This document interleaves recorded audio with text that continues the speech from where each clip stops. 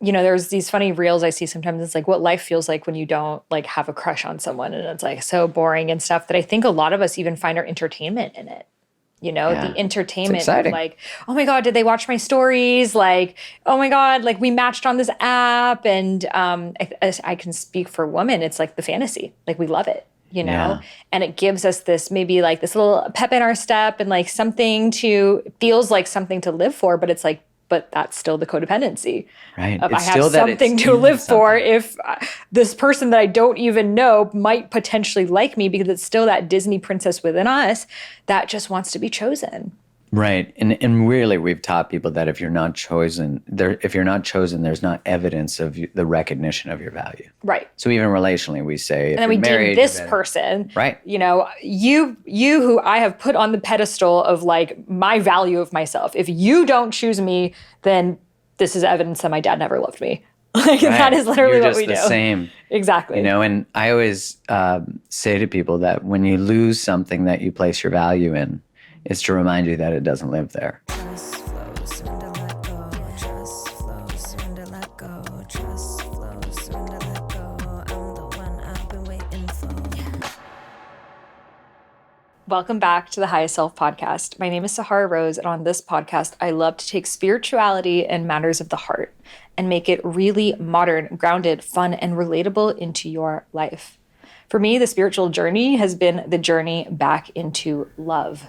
My own divorce and heartbreak taught me more about myself than anything in my whole entire life. And I would definitely say I was a spiritual person before, but it wasn't until I got my heart shattered a million places, crying, grieving, releasing, healing, that I was like, oh shit, this is really what the spiritual journey is about. And I would say nothing else brings you to your knees than heartbreak. And I would say right now, as a collective, we're all going through it, whether you're in a relationship or not, because, back in the day, it was like kind of like, oh, you liked this person, they live in your town, you get married, you have kids, you don't question it too much. It was really clear what the roles were. Whereas now our society has shifted so much. We are more isolated than ever before. So this one person is kind of meant to be our emotional companion, romantic partner, financial partner, business partner, someone we raise our children with, and we're also always supposed to have fun and dive deep into spirituality. And we're both on separate growth journeys, but should be growing at the same acceleration, at the same time, in the same location, and have great communication, but also really good sexual compatibility. Like, it's a tall fucking order, And I think a lot of us are struggling with it because, first of all, none of us have seen it. We've all come from, looking at our parents' relationships where there was a lot of unspoken stuff under the rug. And we're kind of, grew up watching Full House being like, I want that family, and are very quite far from it.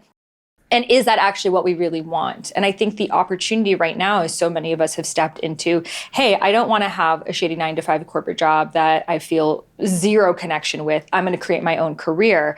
Hey, I don't want to just go to this church because my family's always gone to this church. I want to find my own spiritual practice.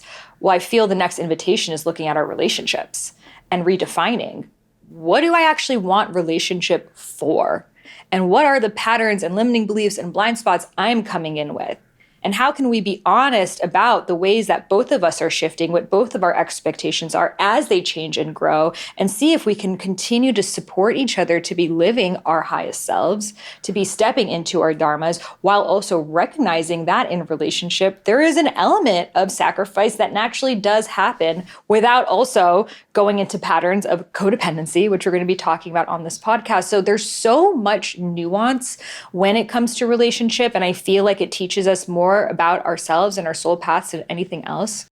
And someone who I have been learning about relationships from for like 5 years now, since I met him back in, I think, 2018. We were both speaking at a Wanderlust conference, and I met him, and I'm just like, oh my God, like literally besties. We could talk for hours. And he is, you probably have followed him on social media before, Create the Love. And what I love about everything he shares is, first of all, he's a straight man, so it's a very helpful opinion to have. We're like, tell us your ways, you can talk. What do you guys think, But on top of that, he's a father, he's a husband, and he really is and he's also gone through his own breakup and coming back together with his wife, and and they just came out with a book together called Liberated Love, all about codependency. And here on this podcast, we've talked about narcissism, we've talked about people pleasers, but we haven't really talked about sometimes our side of the street, how we were able to even be a fit to be in these relationships. And I feel like that's the next stage of that healing journey of, okay, we can recognize those patterns in other people, but what are those patterns still within myself that makes me continue to choose the same archetype of person, which then affirms this belief that everyone is like that. Or if we're in a relationship, continue to be in this pattern that's not serving us. And then one day getting to this place that we're like, I'm packing my bags and leaving, but instead giving the opportunity for the relationship to have a death and rebirth within itself with that same person. And before we drop into this episode, be sure to hit subscribe wherever you're listening to this podcast. That is the best way to stay up to date on the latest episodes. We've got this in video format, so if you're just hearing my voice, be sure to also watch our fabulous outfits on video as well on Spotify, YouTube, or the Apple Store. This is the best way to stay in the flow with future conversations and also allows the podcast to reach more people. So hit subscribe so I can keep vibing with you on all future episodes. Now let's get into this one. So without further ado, let's welcome Mark Groves to the High Self Podcast. Oh, hi. Oh, hi. That was a beautiful intro. Well, thank you for being here. Thank you for having me. I'm so excited. We are reunited after too many years. We've been on some separate journeys. Yes. And I'm so excited to be able to come back at this point in both of our lives, but to also witness just your utter transformation and what I was just like, damn, I can't wait to talk to her because there's some fire. And what you said about breakups, I think is like that was a catalyst to my own transformation at the original part of my journey of wanting to understand relationships was why am I so good at talking about everything but my feelings? I was in sales. I was really good at sales. It didn't make sense from a skill set perspective. So I thought there's something more going on here. And I now am a firm believer that there is probably no more potent energy of transformation than heartbreak. 100%. And it's something that I used to be like when I was in it, I'm like, oh, I wish no one has to experience this. And now I'm like, I wish you do, Yeah. because it teaches you so much. And I hope that from that heartbreak, you're able to, create art from it in whichever way. And I love how you were able to come back together with your now wife and write this book. So I want to talk about codependency because I think most of us wouldn't openly identify as being codependent. Like we think of a codependent person as like a hyper, super people pleaser, no sense of boundaries, no sense of self. However, a lot of us, including myself, I recognize had codependent tendencies, especially that's the way a lot of us women have been taught to relate. Right. We were taught that a relationship is dependence on a man. And even men have been taught a relationship is to provide for her, which are these kind of archaic structures of financial bondage, which was what marriage was based on. And now, even though it's not like that, we're still kind of operating from that in the back burner of yeah, we want true sacred union, conscious love, but there's still a lot of codependency there. So can you share, first of all, how would you define codependency and how can we recognize that?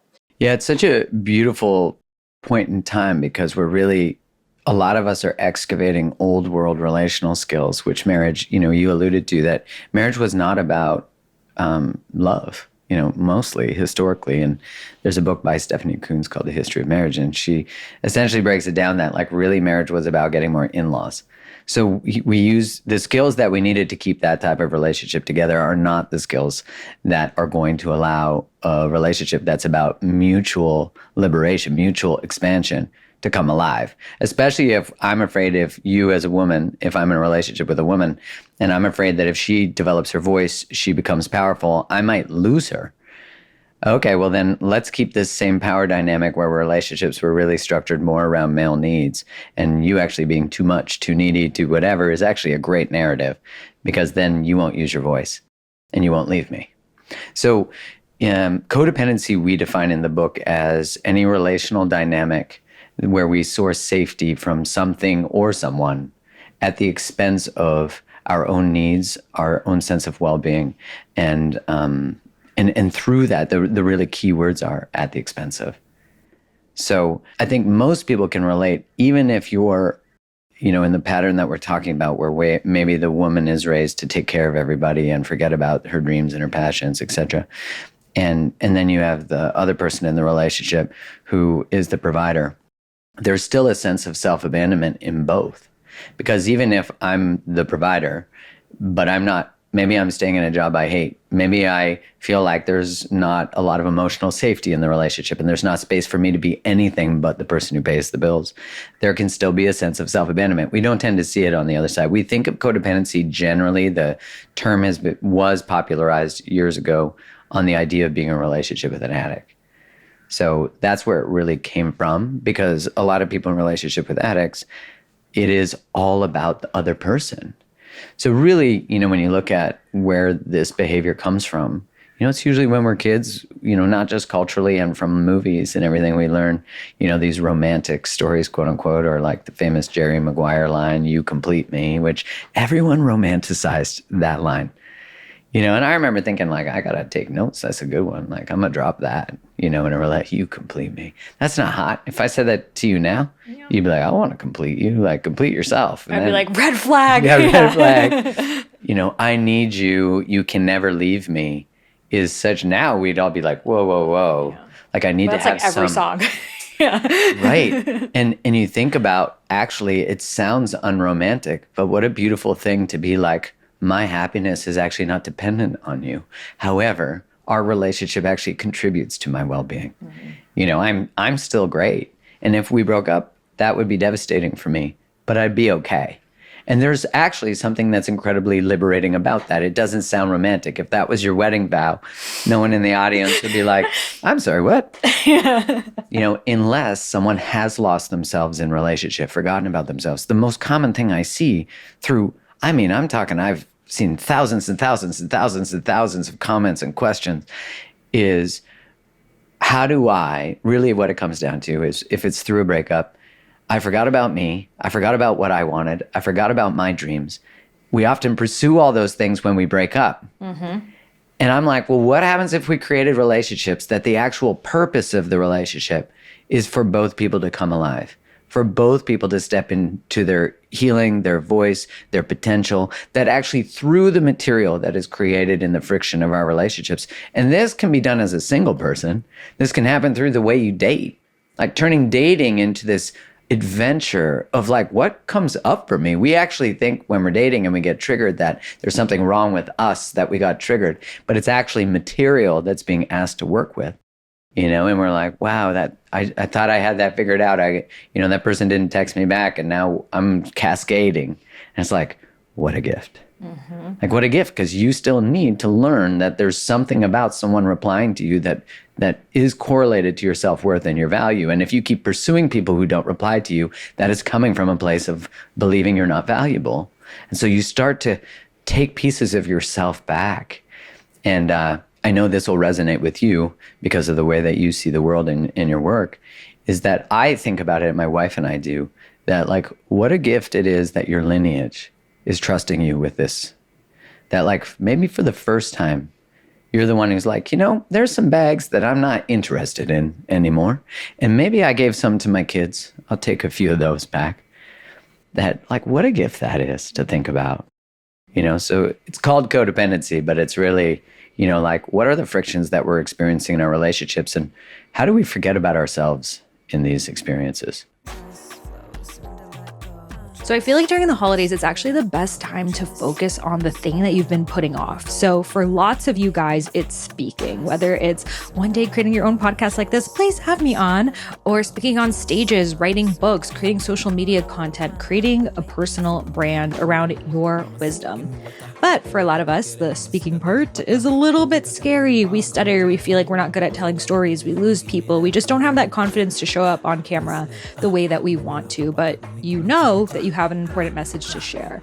So if this is you, I'm really excited that my course, Speak with Soul, is available for 25% off this week only. So this is my flagship course that has taken thousands of people from awkward to confident speaker in just 21 days. I mean, if you check out the testimonials, people are like getting on the news, they're launching podcasts, they're getting keynote engagements.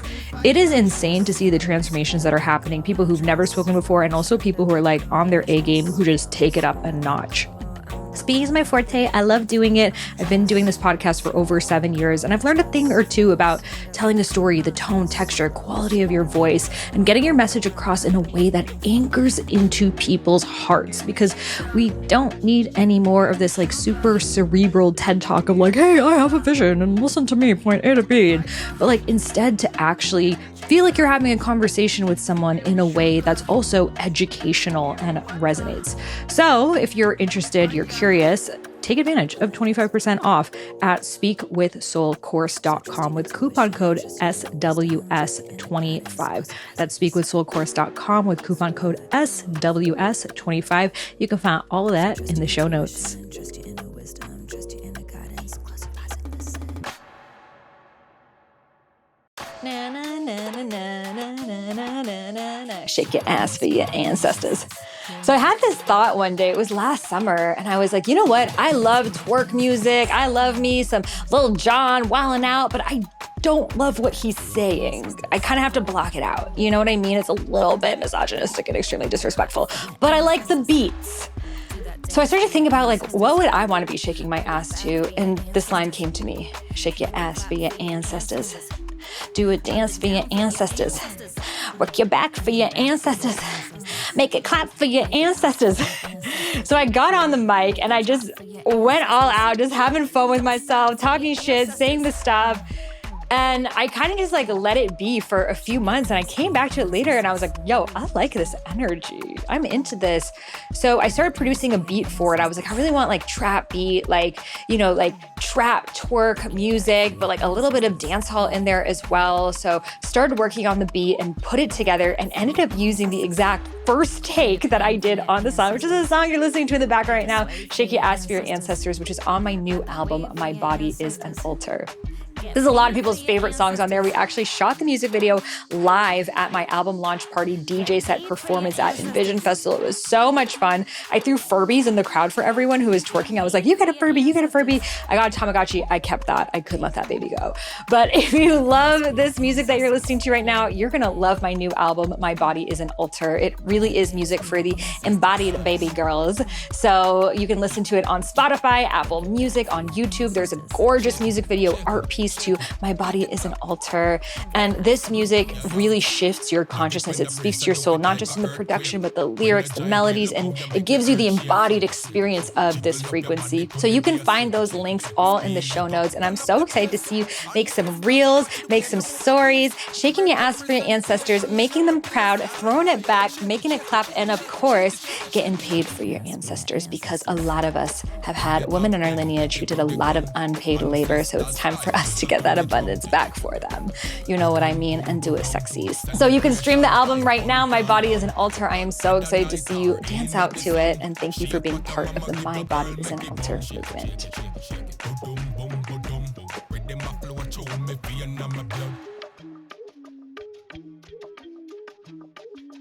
Yeah, it's crazy how you don't recognize how much of this is ancestral. I didn't recognize until my divorce how much the story of betrayal as, you know, especially for a woman, was seen as a commodity, you know, in like Middle Eastern culture, as well as in many Indian, African cultures.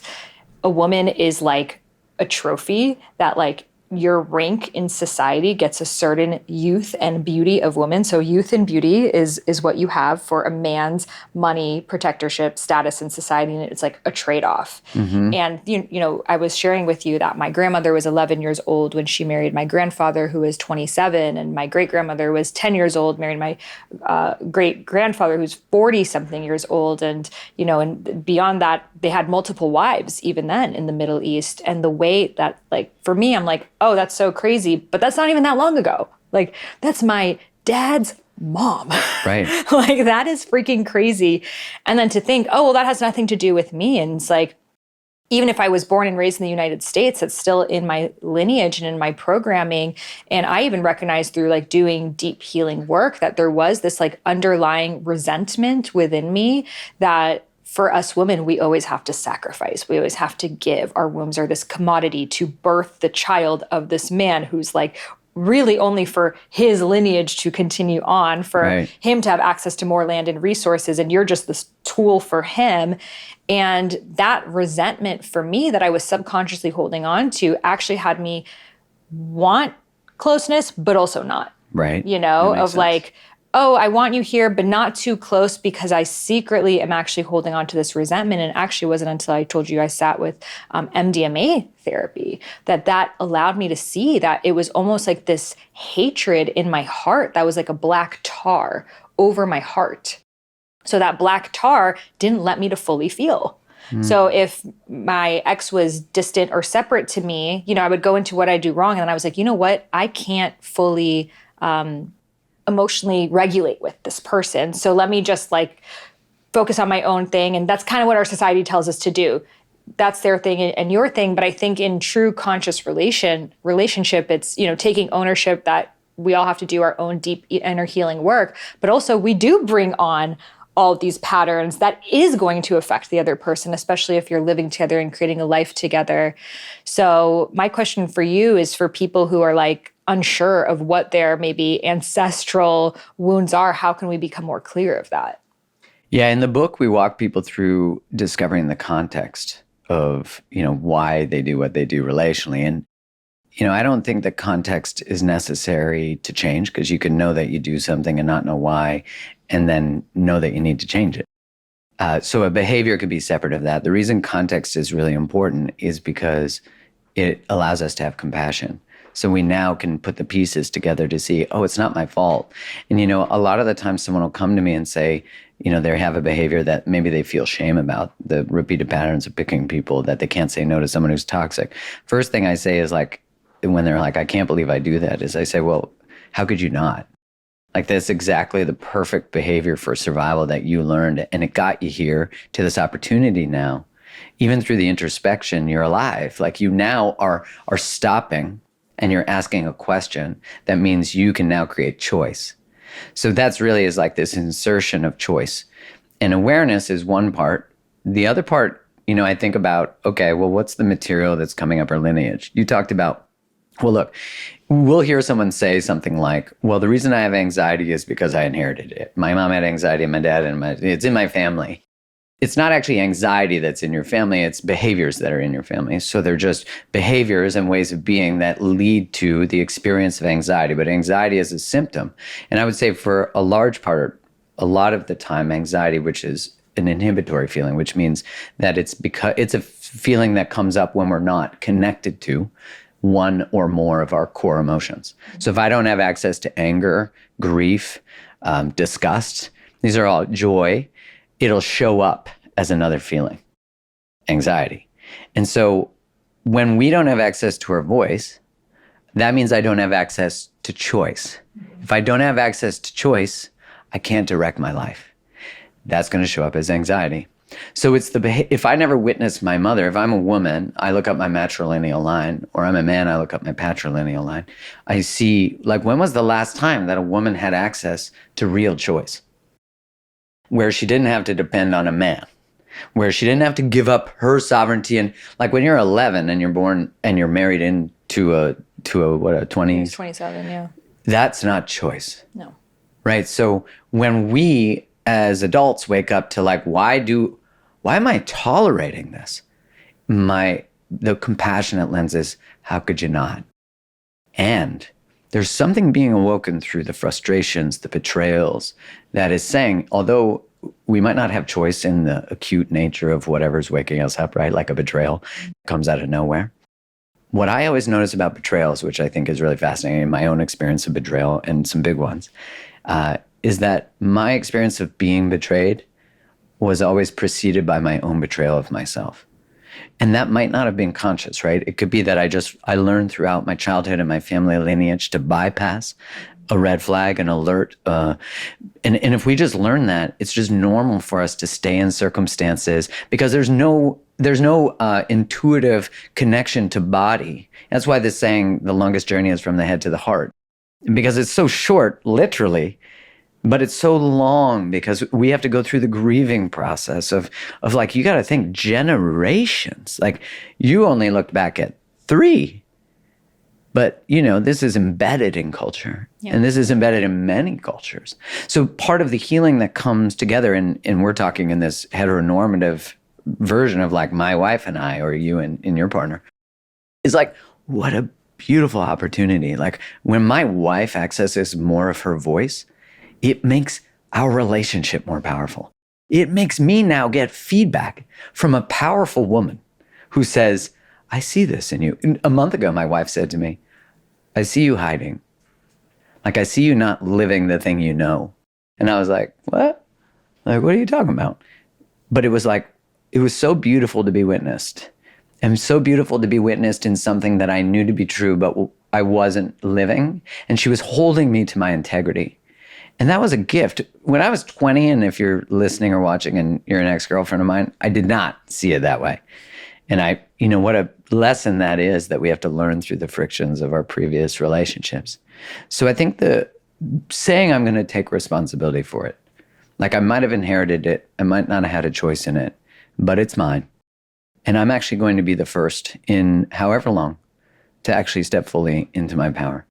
And when relationships are thinking about who's got the upper hand, or I'm not going to text them back, or here's 5 ways to get 6 people to do 2 things, Not that the skill sets aren't important, because communication does require a sense of, like I can't just go into a conflict with my partner and not have some awareness of how to structure language that is inviting and curious and not blaming. So there's a competence part of it. But then there's the other part, which is like, as soon as you're thinking about power, you're lost. As soon as you're thinking about upper hands, you're actually not in your center. And so this is like, when my wife and I got back together, there was a lot of rage from her. There was a lot of distrust from me. Now, the rage from her wasn't at me, but it was at the fact that she was seeing all the structures of how women have been silenced. And I remember sitting in the backyard when we first got back together, and she was like, I just need to clear. And I was like, all right. Like, I sat there and she let it go. And I didn't personalize it. But I was like, I can be part of holding this space as a man for her rage. And I saw that as a gift. And I also felt the grief of that. And I also felt the grief of male lineage that exploits that through power.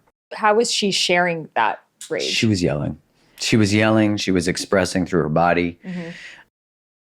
But I didn't get defensive because it wasn't mine. But I could see the ways maybe I, like we talk about in the book, this moment where we talk about these things called codependent hooks. Codependent hooks are things that we unconsciously do in order to try to keep people close. So when we were coming back together, Kylie was going to fly into Vancouver, and I offered to pay for her flight. And she said no. And when we had the conversation about it, she was like, it didn't feel clean. And she said to me, though, what's wrong with me that I can't receive your offer? And at the same time, what came to me, which I didn't even notice this, but because she was bringing this forward, I was like, when I offered to pay for her flight, I heard this voice within me that was like, I call it like my little golem, like my precious. And it said, if she accepts that you pay for it, you've got her. And so when she presented this to me, I said to her, actually. It wasn't, yeah. And she refers to like the body's experience, which doesn't matter if you're male or female. The body's experience of that intuitive sense is the somatic canary in the coal mine. Because for the first time in her life, she didn't feel crazy because I said to her, actually, I think what you picked up on was this thing that I just dismissed because I was like, that's ridiculous. I would never, that's not why I'm offering. And she was like, I remember we just had this moment where she cried because she was like, oh, I've been told my whole life there's something wrong with me that I'm trying to move away from this, or I don't trust it because it came with conditions. Now listen, there are going to be inherent power structures that happen when one person's paying and the other's not, right? So we're not saying those don't exist. But what doesn't exist is the explicit communication about what do we feel like we have to give up, or what do we think we're getting. So we start to take what's implicit in these ways that men and women have have maintained some sense of stay close to me. We're bringing that forward so that it's not unconsciously or silently manipulating. So all of a sudden, if like right now, my wife, we have a 1-year-old, so she's not working. So I'm paying for things. And so we're able to say, what does that feel like for you? Does it feel like you can't use your voice as much? How do I help facilitate that that's not true? What financial setup do you need? An account that has this amount of money that allows you to feel some. So I'm not taking it personally. We're actually working on like generations of stuff. And as soon as we can depersonalize it, that's where the real magic starts to happen. Do you know what I mean? I really want to talk about this idea of money and paying for people and codependency, because I think that this is where a lot of these codependent structures come from. I had this dream the other night, which is so perfect that you're here now. I like it. I'm ready. And in this dream, there was this elder, like councilwoman, and she had a group of us women, but it was also a friend of mine and her male partner. And she was telling us, she said, the reason why you women have had to go through these heartbreaks and these initiations is because you have learned as the feminine that to be in relationship with someone is to depend on them. Yeah. And the new paradigm of relationships is to break through these codependent patterns. Now in the dream, the man, my friend's partner, was saying, no, don't listen to her, to his partner. So it was him not wanting to give up that control of, well, if I pay for you, then I get to choose. And also, like I was sharing with you how a lot of the dating advice out there, like I was telling you about the sprinkle I couldn't believe it, man. Again, like she shares some interesting things, but the concept of it is how to be a sugar baby. You know, how to sprinkle. It's funny, but it's teaching you how to be a gold digger, because her idea is that men will lie to you, betray you, break your trust. You're going to end up heartbroken. You're going to end up doing all the emotional labor. So you might as well get the bag, because as women, her belief is that historically we've always been paid for and provided for simply for being, and that you being pretty and in your feminine energy is enough, and that you should have your bills and your lifestyle taken care of for that. And don't put love on a pedestal, because love will go away, but your survival and safety is more important. She's hitting on this really true root chakra, I think, conditioning / biological thing that a lot of women have, of like, it feels good to be provided for. I feel safe. I feel taken care of. I feel invested in. I feel like this person wants a future in me. They feel taken care of. But at the same time, there's no such thing as free lunch, like they say in economics. And oftentimes you think that, oh, someone providing for me and me being in my feminine will be enough. But then that person may have this concept of, well, because I'm paying for you, you don't get to choose. You don't get to decide where we live and what our life looks like. You don't get to know what's really going on in my extramarital affairs. And, you know, if there's anything my lineage has taught me is like, that's actually not what you really want. But I think we're in this really interesting place right now where, you know, there are more college educated women than men, and slowly there's more female homeowners than men, and women are starting to out earn men. And at the same time, they're wanting a man who can provide for them. Then a lot of these men are feeling like, you know, you're making more money than me. It doesn't make sense for me to have to provide for you, when there has been this feminist movement that has allowed you to, you know, equally and now even out earn me. And then there's a lot of blame on the feminist movement being the thing. So I'm curious, what do you see with, like, there is this beautiful chivalrous thing about men, you know, taking care of dinner and taking care of dates and things like that. But then a lot of women are choosing to just be with someone who could provide a lifestyle for them rather than love. So I'm curious your take on this conversation. Yeah, a lot of layers of grenades in that one. I like it. Yeah. The first part I'll say is that when we resign to the idea of becoming a sugar baby, which I'm not shaming anyone's choice of that if that's what you choose, but you are definitely exchanging something. And I think of Carolyn May's works where she talks about the prostitute archetype. And so regardless of our gender, we can start to sell ourselves out for things. Now, we have to just give historical context, which is the recognition that if my root chakra needs of shelter and food and that are taken care of, then I have a baseline of safety, and then I can make more choices. If we think about it from a nervous system perspective, I'm more resourced. I've got more space. So a lot of the times, the reason that people can't leave relationships, but especially in relational structures that are historic, women, is because there's no financial safety. So we know about the histories of financial abuse, things like that. So we have that layer of understanding that truly it's hard to be in choice when you don't have your baseline needs covered. So we have to start to create more resources through getting a second job, through creating some sort of sideline income that allows our nervous system to expand so we can think about exiting a relationship if that's what we need to do.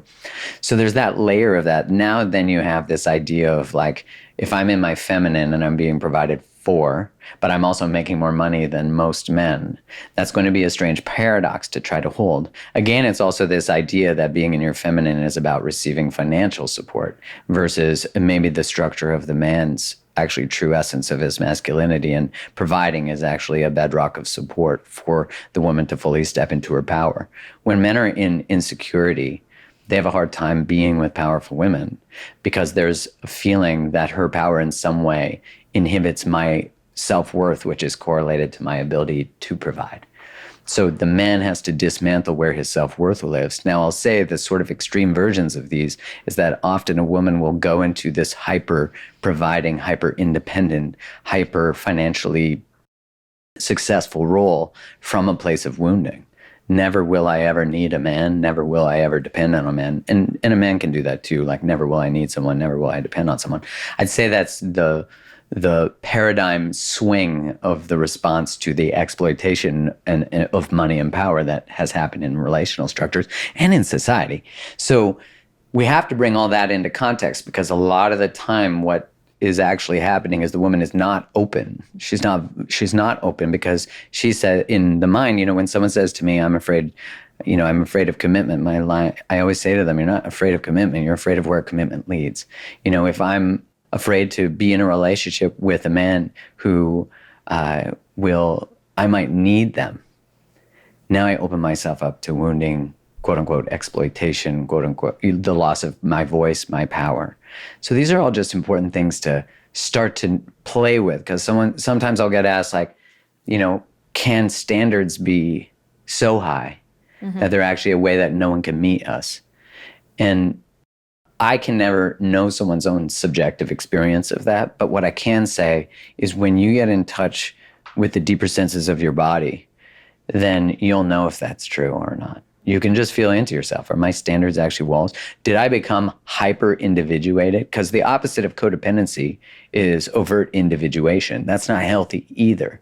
You have a bunch of islands walking around with no one experiencing connection. So ultimately, I think of Harville Hendricks and Helen Hunt's work, where they talk about we're wounded in relationship, we're born in relationship, we're wounded in relationship, and we heal in relationship. So what we need to learn how to do, and really what our book is about honoring two paths as their own, that both people are sovereign beings, right?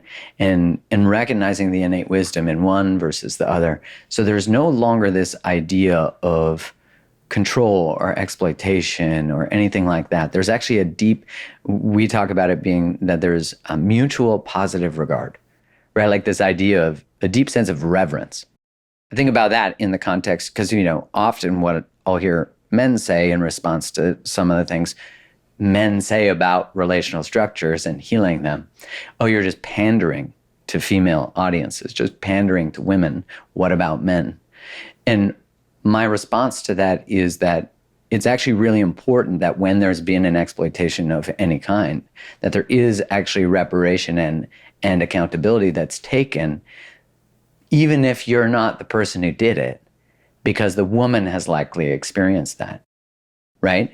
And in what way is it pandering to acknowledge the exploitation of power that has clearly happened? Like, if you're paying attention, still happens. So that's a long answer to that. Really what needs to start to be done is the recognition that if we're thinking about power structures, we have to start thinking about availability. We have to start thinking about wounds. And we have to start thinking about, how do I be in a relationship with someone else and hold on to myself? And how do I actually co-create a space with them that is about also honoring them? Mm-hmm. So there starts to be a recognition that you're a human who has needs. I'm a human who has needs. I don't want you to give up what you need and what you want to be in a relationship with me. I actually want our relationship, even as friends, right? Because liberated love is not just about romance. Even as friends, I would never want you to compromise what you desire. Like, it is actually in my greatest intention, and I know you know this from me, that you are the most powerful version of Sahar. Like that, I actually can't think of anything better. I remember when I saw you like stepping out of the divorce, I was like, shit, I wanna get on this train. This is like, she's on fire. Mm-hmm. Because that to me is actually a gift. That's healing for you, but that's healing for the world. Because think about how many people now have been touched by your story. Yeah. So I'm curious, you know, most of my friends make more money than their partners, you know, because a lot of female entrepreneurs. Mm-hmm. And I've tried dating people who like don't make as much money as me or nearly as much money as me. And it was never a problem for me. Yeah. But it's always ended up being a problem for them. So even though I don't want to be in this model, and for me, I don't need a man for money because I've created a life, you know, outside of my lineage. I find that this continues to come up of men being intimidated and then coming up with some sort of excuse on why it can't work. So I'm curious how you have seen relationship models work where women are making more money. Well, I think it does require that there is space for the vulnerability of the male to explore what comes up for them. Mm-hmm. Instead of that, it's a, you know, if they have the capacity to do that. But instead of that, it's like a rejection of that there's actually curiosity to like, because on a deeper level, it's really the fear, like, who am I if I'm not taking care of people? Yeah, and then this idea that they're not doing enough. Right, and then if I'm not taking care of you, then I don't have control, right? So I have to actually go into the deeper basis of that. What makes our relationship secure mm-hmm. is that I become the type of man that you're not going to want to leave, because I actually want to participate in a relationship that's co-creative, that doesn't use control mechanisms, right? And I do notice, like, in those relational dynamics, sometimes the woman can have a hard time actually paying for things. I've seen that too. Actually being the quote unquote more of the provider. Because then what does that mean? Because there is such deep cultural messaging that there ends up being a sort of sense of disrespect or disgust towards the male. It's much like we want men who are really emotionally intelligent, right? That's the common narrative that we have. Yet, in the research, when a man is emotional, he's seen as the woman feels yeah. Exactly. So Brene Brown talks about that. Like mm-hmm. in her research, she saw that when men cried, the women actually lost trust in him.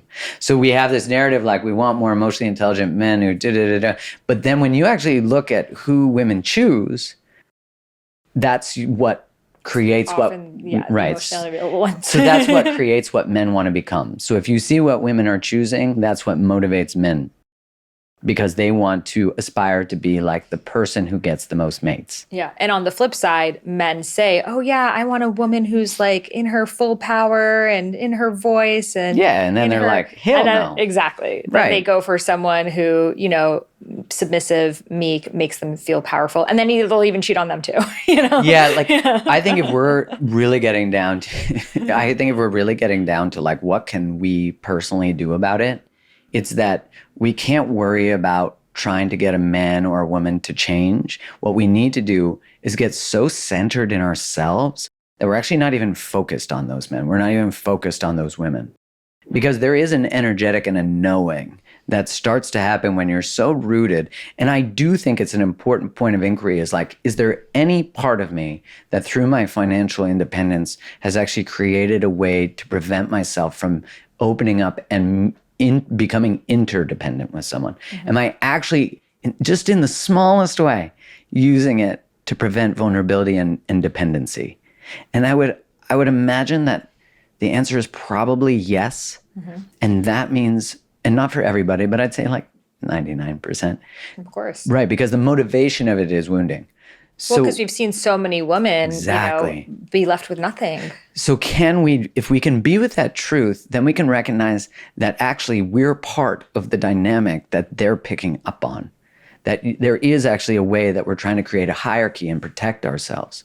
And so if we can actually bring that to the relationship, now we can heal the wound that occurred through financial exploitation. So how can we have the conversation of sharing finances coming from this place of independence and interdependence. Right. This is the answer to it all, right? Yeah. Well, the first part, I think, is being able to create the type of relationship that can hold the reactivity that will come from that conversation. Because if you say to, let's say, a woman who's created that type of financial independence, oh, you're doing that in some way to prevent yourself from depending on people, there might be a reaction like, of course I am. Have you seen what happened in society? Have you seen, right? And so can a man hear that and not make it about him? And instead be like, tell me more about that. Like, what has that been like to witness? What was that like for you to see that your mother didn't have a choice? Like, what can I do to help build trust in that? And that there's a plan together that comes from that. That's where the healing really begins. Because this idea that we're just going to pretend that these dynamics don't exist or that there isn't wounding in these spaces. And like, what was it like for a man to think that his only value in his ability to provide, procreate, and protect, right? Like, that is also, I think in consciousness, we forget that we're mammals. So there's like sort of an arrogance to awareness. And it's this idea that I'm not a mammal with a nervous system. And that's why there's really no healing without the healing of the nervous system, because you're still a human with a brainstem, you know? And so when you get triggered, your beautiful critical thinking prefrontal cortex says, see ya, like there's no blood perfusing to this part of the brain anymore. And so I think we're talking healing on a nervous system level, which is primal, but it's also actually sacred and ancestral. There's this really interesting, there's a lot of studies looking at this, but if you think about a pregnant female at that time has, let's say, a daughter in the womb. By, I believe it's week 9, the cells that will become eggs are in the daughter. So in one woman, you have 3 generations. Wow. So if this woman's in a state of exploitation, dependence, her body is actually programming the lineage to prepare for an environment like that. Wow. So now we have so much more context to the nervous system. And you know, when a baby is in a mother who's in a high stress state, the baby is exposed to more circulating cortisol. And then they call it secondary PTSD. So the baby actually has a hard time producing cortisol.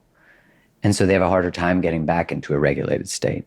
And again, none of this is destiny, but it's context. And the context is important. So I say all that because I really start to see that the nervous system, although it's this beautiful biological structure, I also consider it to be a connection to soul, a connection to history, a connection to ancestry, a connection to, the greater.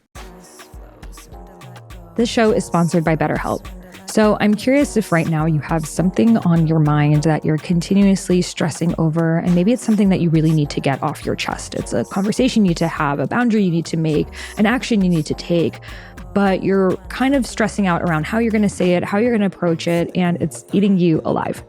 Well, if you have felt that way, and I know I have many, many times throughout my life, it's really important to go to therapy. This provides us a safe space to talk these things out, get them off of our chest, because if we don't, they can actually affect us negatively. And we feel so much more light and free when we just express the things that are on our mind. So if you're thinking about getting started with therapy, I highly recommend giving BetterHelp a try. So it's entirely online. You fill out a brief questionnaire and you get matched with a licensed therapist for you. And you can schedule your sessions online. You can even text with this person in between sessions, which is really freaking cool. And you can do them every week, every 2 weeks, as often or as little as you would like. It's really designed to be customized for your schedule and super, super flexible. So get things off your chest with BetterHelp. Visit betterhelp.com/Sahara to get 10% off your first month. That's BetterHelp, HELP.com/Sahara. You can find that link in the show notes.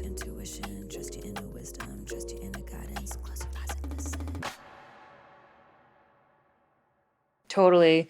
And I feel like on this topic as a woman, when I look at the 2 options, option 1 being, let's say I was in a relationship and he asks me, is there any form of independence or resistance you have to trusting the masculine, and this is why you have created your own business and you have your own bank account, doing the healing work on that, versus the option of, you're right, I'm going to completely let go of this and, get pregnant by you and rely on you.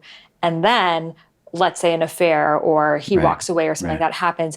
And then I literally have nothing. Right. Then I'm like between these two options of like not fully opening up my heart to the maximum and like literally ending up homeless. Right. I'll take the first one. Exactly. Yeah. And so I think a lot of us women, we hear, oh, be in your feminine, receive, open your heart, trust the masculine. And then we see the woman around us who have 3 kids and find out that he was cheating and now are stuck on their own. And we're like, I can never be that. So it's like, as much as we want to, I think that reality hits of like, we also just don't know, especially because relationships these days are so fickle. So I'm curious, like when those feel like your 2 options, like how can you start that healing? Well, those are the 2 options that appear, but there are more than 2. Because imagine if actually the experience we have is that you tell me those are your 2 options. And then I say to you, what would be a third? What would allow you to maintain your sovereignty, maintain your sense of choice, and open up? What would that be for you? Yeah. And I would say, potentially creating a bank account that both people put into, that for the household options and the shared things, or you would, I guess it would also depend on both of their finances, but maybe he pays for like dinners out and dates and things like that. But then they split things like the rent. So she continues to have her own resources in case something happens. And I think having a conversation too, if she's taking time off and cannot work because she's raising children, that is a huge value that she's adding. And I feel a lot of women, especially if they're not married, they don't have that. I have friends who are single moms and I'm like, I can't even imagine right now. No, it'd be the worst. So yeah, that's how I would go by it. But it does feel like with a lot of the online relationship information we get, it's either like surrender into your feminine and just fully receive and like let the masculine lead, and it's just because your heart is closed, or like, that's bypassy bullshit. Right. Because really what that's saying is don't trust your intuition. The reason that you're not getting these type of men or creating these type of circumstances is because you're not in your feminine. So it blames you. Yes. Right. Instead of what I would recommend is, one, there's brilliance in your reservations. So already I'm not gaslighting the woman's experience. There's brilliance in any human's reservations. So what's coming up for you is material to be healed and worked with. So what I would say is, instead, there is no such thing as opening your heart with no guardrails. That's bullshit. That's codependency. That's people pleasing. That's actually not having discernment and choice. Because there is like, again, you're the problem to your relational outcomes.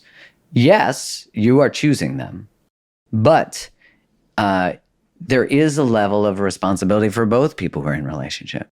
And you should never just give your heart to anyone. I think of the archetype that really kind of speaks to this is, I believe that people have both a child and a warrior in them. And if you're too much of a child will love everybody. A child will forgive everybody.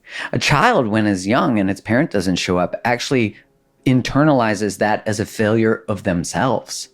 So a child will get in a van with someone who has candy, right? Like a child really will love all out, much like a dog, right? Like a dog will love all out. Yeah, I feel like that's the maiden archetype for women. Yeah, and then there's the warrior, which is, I would probably more the mother, right? Yeah. And so the warrior is someone who cuts shit, who's like, hell no. But you can't walk around like that, because that's the independent, financially independent Beyonce archetype, which there's nothing wrong with Queen Bee. But the archetype really says like, I'm not open to anybody. If you violate me, done. And we're saying like, how do you actually be with both? To open your heart, you have to trust what you're choosing. It's like when you're starting to date somebody. We think, well, if I bring forward that I'm starting to really enjoy this, it might push them away. It doesn't push away aligned people. If you're saying, you know what, if I'm going to continue to explore this, I actually need to know we're not dating other people. I don't want to say that. I don't want to be too much.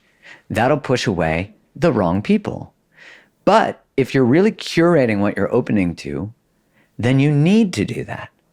And so it's this same idea as like, of course you can't fully surrender into your feminine. That's the woman who walks down the aisle with the person who's not aligned. That's the woman who gets gaslit and love bombed because she was told to bypass how she feels because what's wrong with her that she can't be taken care of?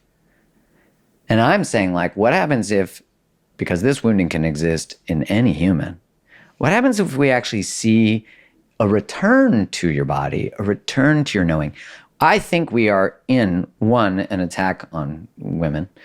That's going on in the world right now. But at the same time, we're in a restoration and this recognition, and it's, of course, they always exist in these paradoxes, right? That there's a restoration of the sacredness of what it means to be a woman, a sacredness of the womb, a sacredness of the earth, which is the womb. So how do we restore what's sacred within ourselves? How do we restore what's sacred in our relationships to one another? Because if you and I treat the friendship that we have as a sacred space between the two of us, then the way we're going to treat each other is going to be very different. There's going to be a deep level of reverence, which we've always had for one another, you know? And so if we could start to model that with ourselves and with our friendships, avoiding relationships isn't going to be the solution. Moving towards them as you build new skill sets and access to your voice. That's the key, is like, how do I get more access to this? And so in the book, we talk about this principle of taking a sacred pause. And that's regardless of relational status. What we're really talking about is actually taking a moment for your nervous system to thaw out. For the patterns of what you've done, you start to assess the inherited stuff. And you start to say like, what do I want? And you also recognize how much you've been sourcing, how much you've been giving up yourself, how much you've been avoiding loneliness, rejection, abandonment. And you start to trust yourself. So when someone's like, how do I stop choosing unavailable people? I'm like, go into a container, that's what we call it, but like, which is really agreements that you create for yourself or with someone. And actually say, here's our intention. Here's what I want to do as a single person. I want to assess and figure this out. And what comes up is, I mean, it's crazy. It's wild, the healing that happens when we get that intentional. Like, I'm not going to date for 3 months. And I'll hear someone say, 3 months? Like, I haven't dated in 5 years. Like, I've already been doing a sacred pause. And I'm like, no, you haven't.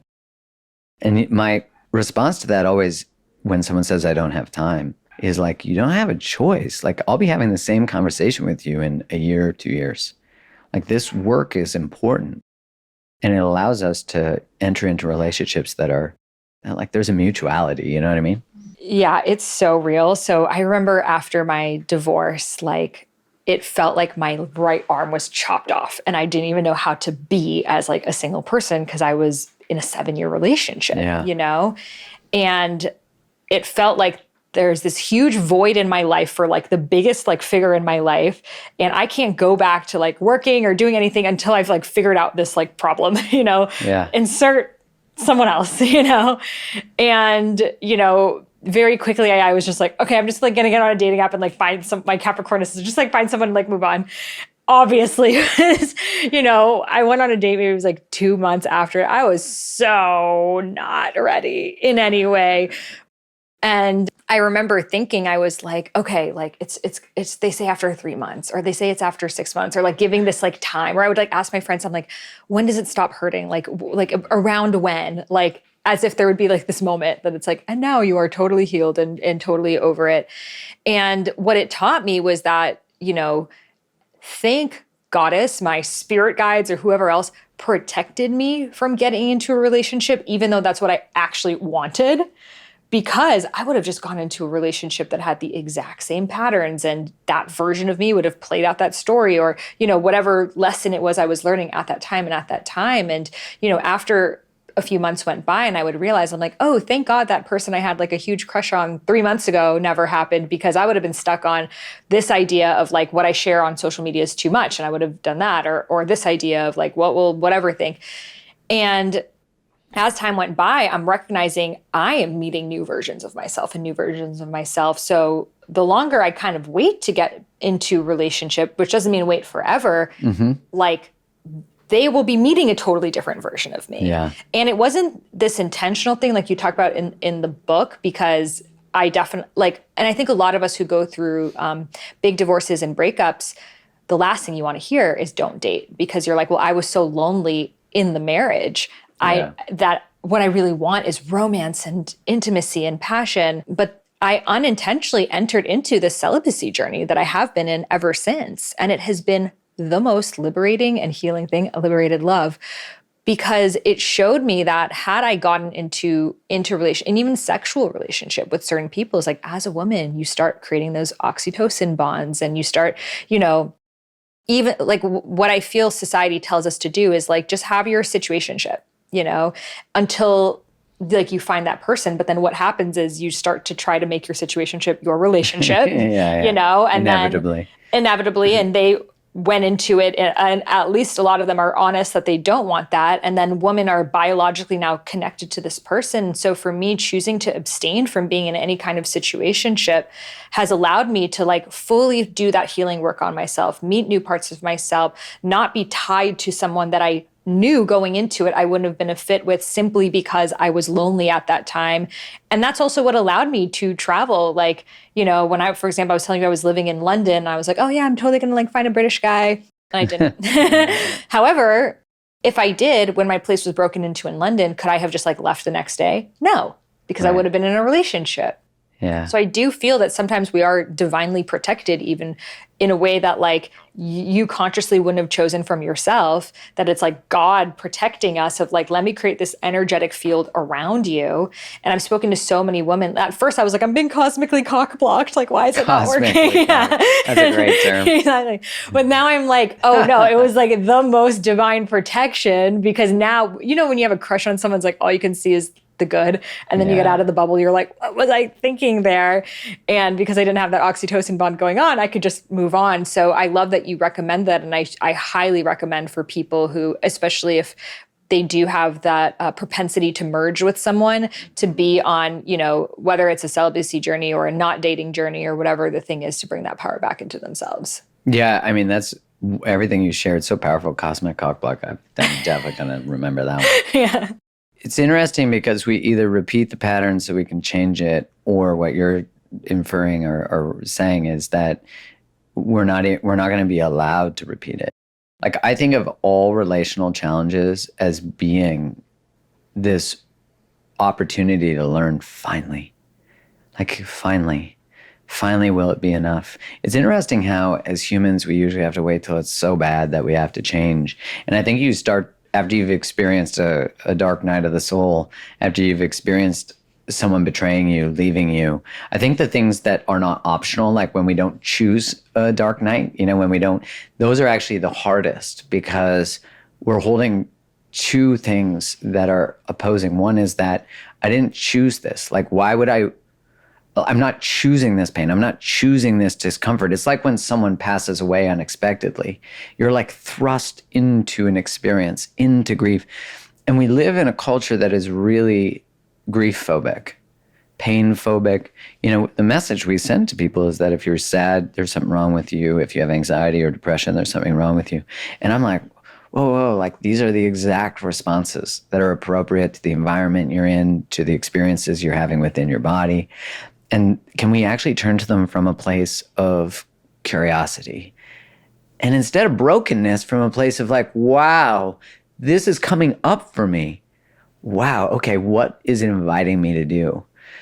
Man, but I think of, relational patterns that just cause us to be like, what? How am I still doing this? And that's when the pattern is it's not here, it's actually in the nervous system, it's familiar. And so to actually choose something different, which the sacred pause, which is really about cultivating literal space and figurative space between stimulus and response. So then, because you've waited, so you've endured the storm. You've allowed all your greatest fears, like Kai when she was in her sacred pause between our relationship, which is really what you call a breakup when you get back together. Otherwise, it's just a breakup. But she was saying that, I thought I was going to die. Like I wasn't sourcing energy from anyone. I wasn't texting, sexting, doing anything. And I actually thought I was going to die, even though that was not a relevant thought. But if you've always depended on people, always tried to source from the male gaze, for example, is the example she gives, then who are you without the validation of someone validating your worth through their desire? Yeah. Then you're just a soul. You're just a person. And our book looks through things like masks we wear, right? Blind spots that we have, because these are all ways that we don't reveal ourselves. And it's like, you can't just reveal yourself to anybody. You start to learn how to do it with people who are trusted in that journey, who want to reveal themselves too. Mm-hmm. And like, if we could use the frictions of our masks, of our reactivity, of our blind spots to actually say, I see this in you. How do we heal that? How do you heal the abandonment of a father? How do you heal maybe the reactivity of a mother? How do you heal cultural wounds? What a gift that is in relationship. Like, it's not like you've just been healing like that you had a betrayal. Yeah. You're like, holy smokes, this isn't just mine. That's why it's, taken. I mean, I acknowledge your commitment to your transformation. Yeah, thank you. And I think that, there's these funny reels I see sometimes. It's like what life feels like when you don't like have a crush on someone, and it's like so boring and stuff, that I think a lot of us even find our entertainment in it. The entertainment of like, oh my God, did they watch my stories? Like, oh my God, like we matched on this app. And I can speak for women. It's like the fantasy, like we love it, and it gives us this, maybe like this little pep in our step and like feels like something to live for, but it's like, but that's still the codependency. Right. I have something to live for if this person that I don't even know might potentially like me, because it's still that Disney princess within us that just wants to be chosen. Right. And really, we've taught people that if you're not chosen, there's not evidence of the recognition of your value. Right. So even relationally, we say, and then we deem this person, right? You who I have put on the pedestal of like my value of myself. If you don't choose me, then this is evidence that my dad never loved me. Like, right. That is literally You're what we do. just the same. Exactly. And I always say to people that when you lose something that you place your value in, it's to remind you that it doesn't live there. Mm-hmm.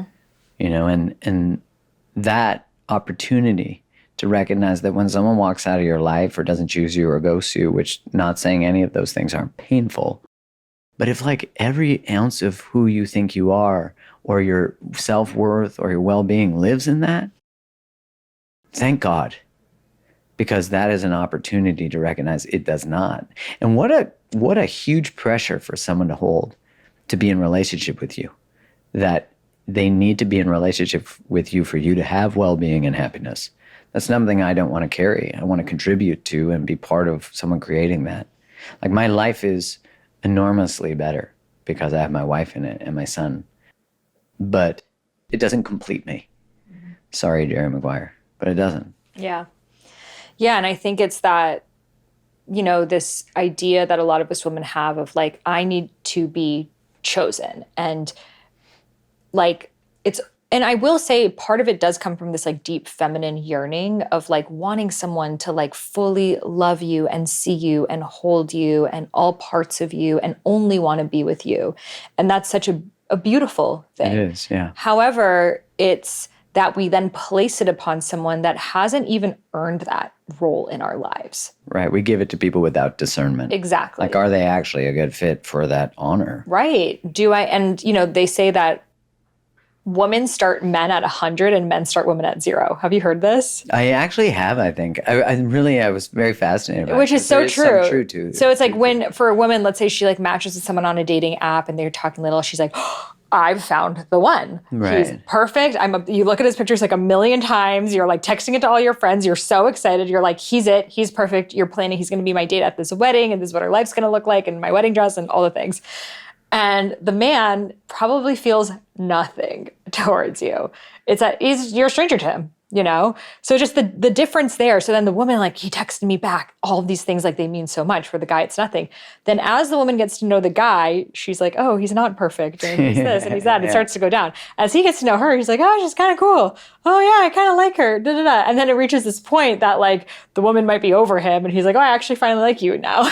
That's funny. I think those also represent that one side is generally more anxious. Like women are more prone For sure. to anxious, and men are more prone to avoidant. Because I definitely identify with the start at 100 more. Interesting. Like I was more like when I met my wife, now wife, but when I met Is her, she more avoidant? oh yeah, yeah, like so avoidant that when I asked her to read the book Attached, she didn't read it, and I was like, babe, you're going to actually laugh when you get to the part on avoidance, because the irony has not lost upon me that you've avoided this book.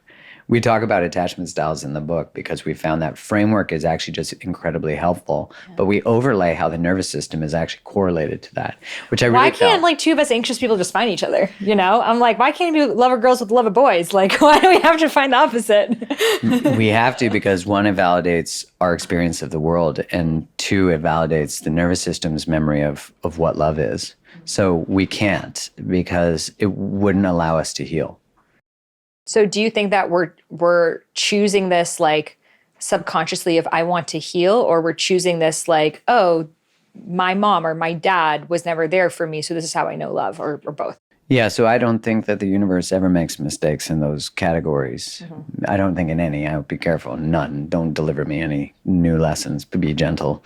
But I think it's that, no, we have a yearning to heal something that's unhealed. So we are drawn to dynamics that allow us to learn to trust ourselves again. And, you know, my wound that was in relationship 1.0 with my wife was that nobody chooses me. And was that your relationship with your mother? Yeah, there was like an element that I have a sister and a brother. I'm the youngest. And there was an element that, one, my mom's overwhelmed. She has 3 kids. She's studying. She's got so much stuff. And it was like, how do I stand out? How do I get what I need? And, you know, what we really want is a regulated mother, but the world is not regulating, let's be honest. And the other part of it is that I experienced quite a bit of betrayal in my teens in relationship with infidelity from partners.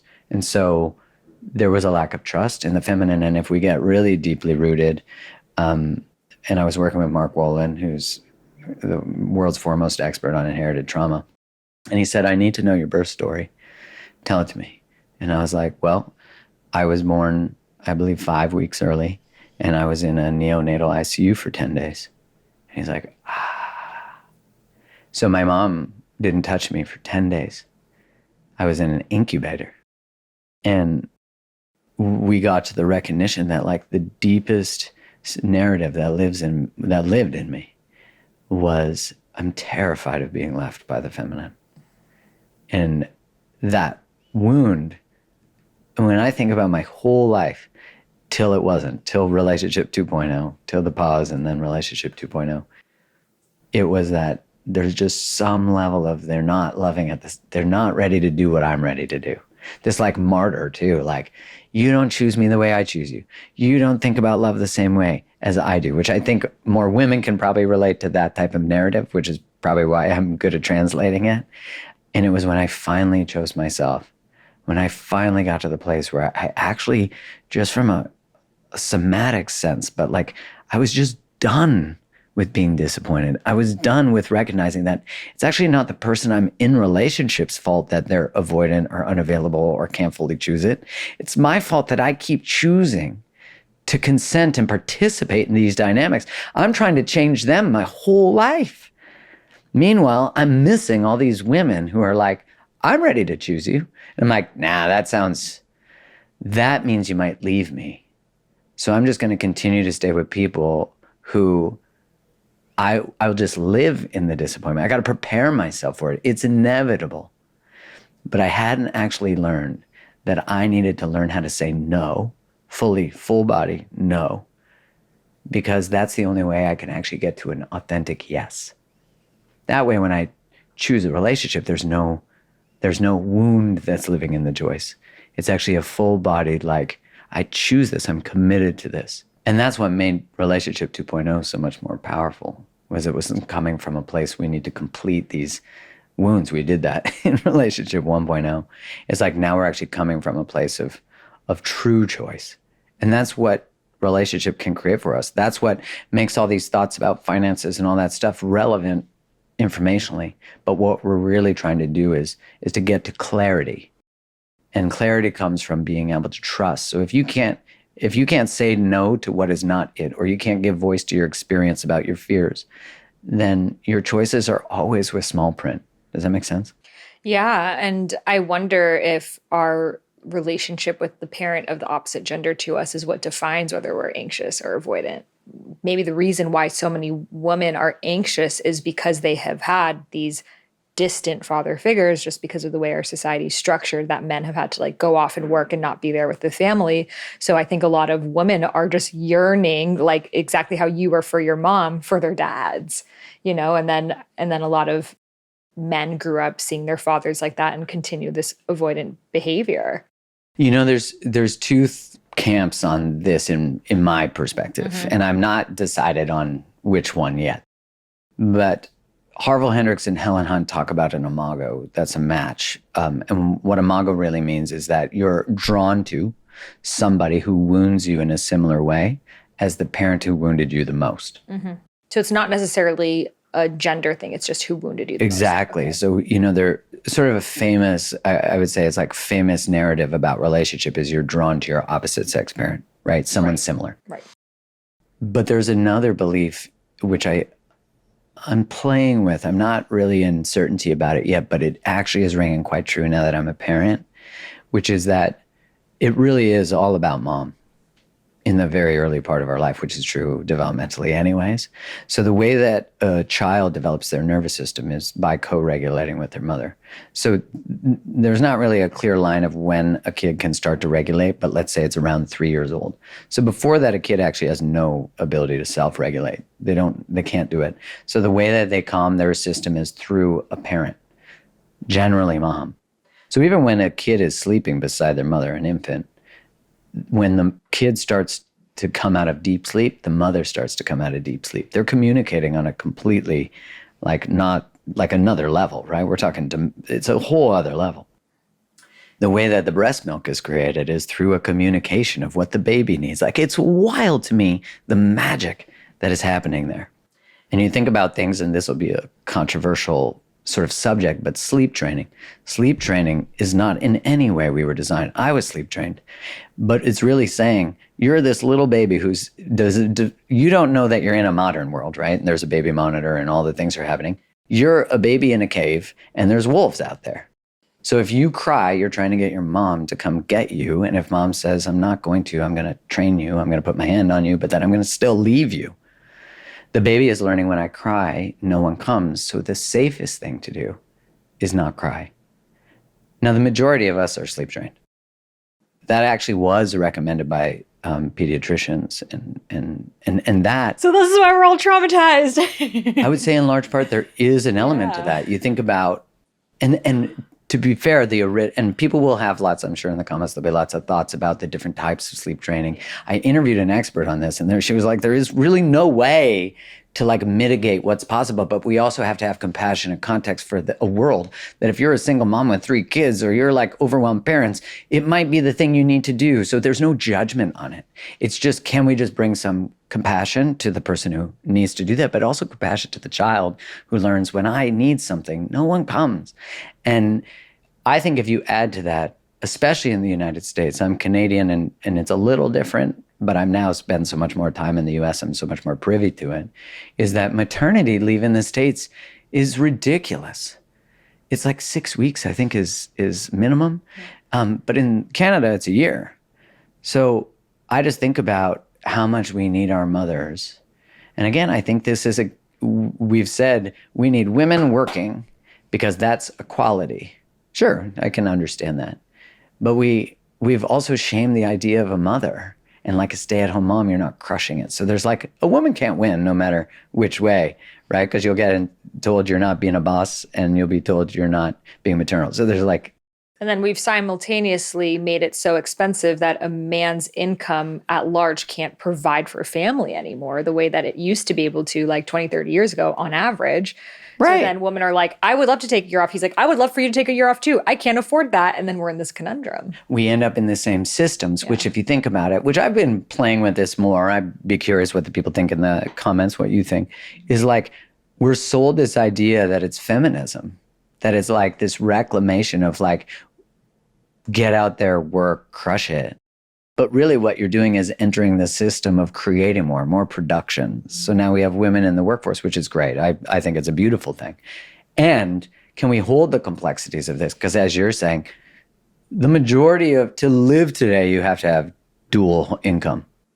And like now as a father, I'm just like, because my father was married before he met my mom. He got divorced and then met my mom.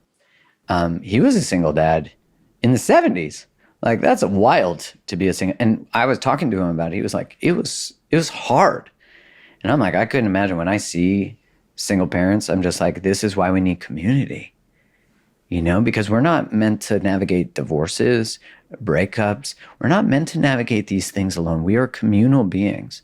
And can we build communities? Because liberated love just isn't about me and my wife or you and your romantic partner. It's a way of being, which is saying, can we honor the truth first? Through honoring the truth, can we honor each other as individuals?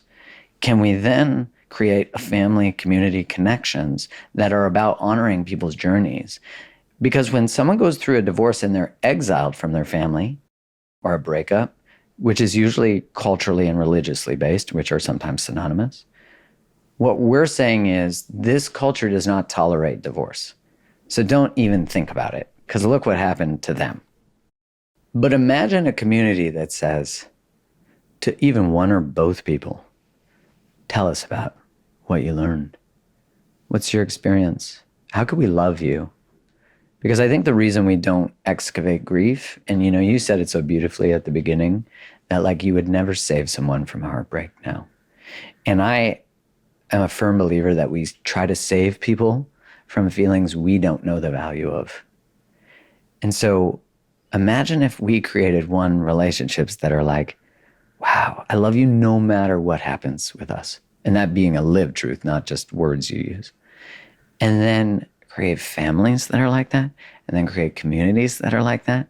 Like how much wounding occurs because someone makes a choice in life or is betrayed and leaves a relationship and they're blamed for leaving the relationship and not working on it. Mm-hmm. Again, the community is saying, if you want to keep relationships, you better get in line. And we are always asking this throughout our lives. We're asking two questions. Always, always, always. Am I safe? And like one of the greatest predictors of healthy corporate culture is, am I safe? Am I safe to be myself? And number one always comes ahead of number two.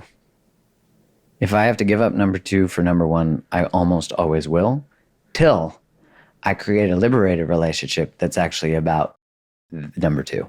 Number two and one, that actually the more you are you, the safer we are because we can trust each other to tell the truth. So beautifully said. And just for the last question, I'm curious, how have you created more of a sense of community around you, considering, you know, most of us don't live on a block with all of our friends? Right. How have you created more of that sense of community, especially navigating parenthood? Well, never has that become more needed or apparent in my wife and I's life. We're sort of living the questions. I think it's Rilke or someone who said that. Because, you know, right now, our families don't live right next to us. We spend part of the year with Kylie's family and some time with my parents. But like, I realize how much we need each other. Like our modern societies have said, go live in these places in the city and away from nature. And I now, you know, we see all these memes and reels that are like, my greatest dream is to buy a farm with friends. And I'm like, that's not a joke. I think we're all really live yearning, like that, right? yeah. And I think we're really yearning for that, is like a return. And I think digitally that's happening. Is like we are exhausted from a nervous system perspective of so much connectivity that's actually void of like real, true connection, which is not to say... Just voyeurism. It's not even, connection. Yeah, which is not to minimize, obviously, the beautiful things that can be realized through technology, but to say a both and. Like, if we spend all our time scrolling, we're not being with the world. We forget about the magic of sitting by the ocean or sitting in person and having a conversation. And I think a lot of our anxieties are actually a callback to that. They're like the canary in the coal mine saying, hey, get back into commune with nature, with people, break bread with people, break bread with people you don't agree with. Now we're just like, oh, my uncle voted for this person. We don't invite him anymore. And I'm like, invite them. Don't let things like politics or beliefs about different things that we just, all of a sudden, we're not curious as much, and it's much safer to just believe that our ideology is the ideology. But no human system got healthier from a homogenous way of thinking. Never. Communities that have diverse thought and diversity are always healthier. I love that. Well, thank you so much for sharing so much wisdom. This is definitely an episode that people can continue to come back to. And where can listeners get your new book, Liberated Love? Oh my gosh, you can get our book wherever you buy books. If you want to support local bookstores, you can go to bookshop.org. But if you go to createthelove.com/liberatedlove, we have all the links to all the retailers, whichever one you want to choose. And there's also, if you put in your receipt, you can get a copy of a meditation we created with a workbook. And thanks so much for having me. It's so great to be able to be back in conversation with you in person. And thank you. And thank you to you who are listening or watching. I'm so grateful. I know you trade time to hear me, and I don't take that for granted. I know it's going to help so many people. So thank you so much for tuning in. If you loved this episode, share it on your Instagram story. This is a really good way to spark these deeper conversations with your friends, with maybe someone that you're dating, with your partner.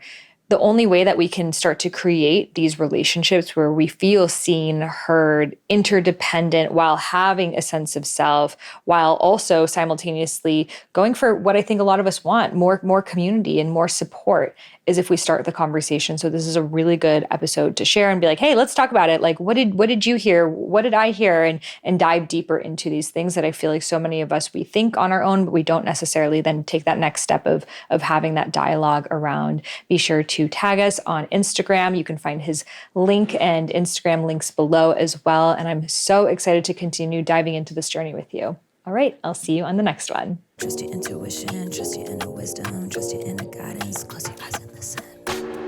Surrender, let go. So trust your intuition, trust your inner wisdom, trust your inner guidance. Close your eyes and listen.